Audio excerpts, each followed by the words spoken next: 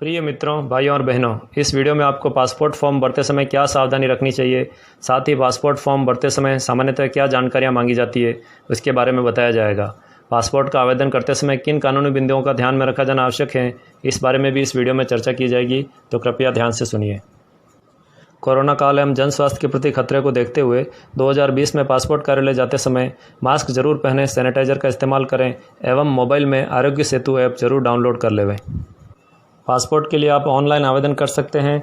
passportindia.gov.in website के माध्यम से आप आवेदन कर सकते हैं। इसके अतिरिक्त एम पासपोर्ट सेवा ऐप के माध्यम से आप प्ले स्टोर से डाउनलोड करके भी आवेदन कर सकते हैं। किंतु यह ध्यान में रखने वाली बात है कि वेबसाइट एवं ऐप भारत सरकार द्वारा अधिकृत ही होना चाहिए। किसी भी अन्य वेबसाइट या ऐप के माध्यम से आप आवेदन न करें।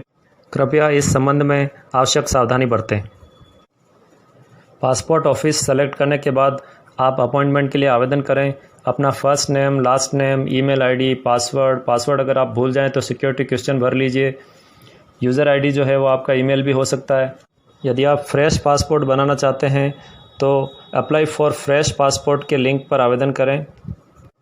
पासपोर्ट का फॉर्म भरते समय आपका नाम पूछा जाता है, आपका पता पूछा जाता है, आपका यदि कोई निक नाम हो यानी कि उपनाम तो वो पूछा जाता है, प्लेस ऑफ बर्थ पूछा जाता है, स्टेट पूछा जाता है, डिस्ट्रिक्ट पूछा जाता है, आपकी वैवाहिक स्थिति यानी कि मैरिटल स्टेटस के बारे में पूछा जाता है, आपको जो इंडियन सिटीजनशिप है वो कैसे मिली, जन्म से मिली या आपने रजिस्ट्रेशन से प्राप्त की, उसके बारे में पूछा जाता है। आप क्या काम करते हैं, क्या रोज़गार है आपका, उसके बारे में पूछा जाता है। यदि आप विद्यार्थी हैं तो आप वो विद्यार्थी के बारे में लिख सकते हैं। यदि आपको कोई रोज़गार अभी उपलब्ध नहीं है तो आप बेरोज़गार यानी अनएम्प्लॉयड का कॉलम भर सकते हैं। एजुकेशन का ब्यौरा भी आपसे पूछा जाता है। यदि आप एजुकेटेड हैं तो कृपया अपनी एजुकेशन का विवरण दे दीजिए। आधार कार्ड का नंबर आपको डालना रहता है।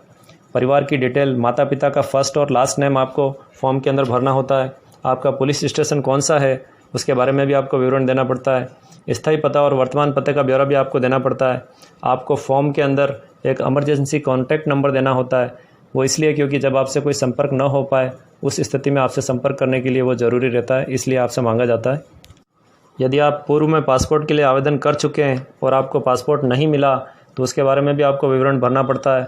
आपके ऊपर यदि कोई कोर्ट केस चल रहा है या आप किसी कोर्ट केस के अंदर दोषी सिद्ध ठहराए गए हैं या आपके ऊपर कोई मुकदमा विचाराधीन है तो उसका ब्यौरा भी आपको देना पड़ता है। जन्म का प्रमाण पत्र आपको देना पड़ता है। निवास का प्रमाण पत्र आपके पास होना चाहिए। इसके तौर पे आप आधार कार्ड का इस्तेमाल भी कर सकते हैं। पूरी एप्लीकेशन का प्रीव्यू करने के बाद सही होने पर ही सबमिट करें। सबमिट करने पर पेमेंट करना पड़ता है।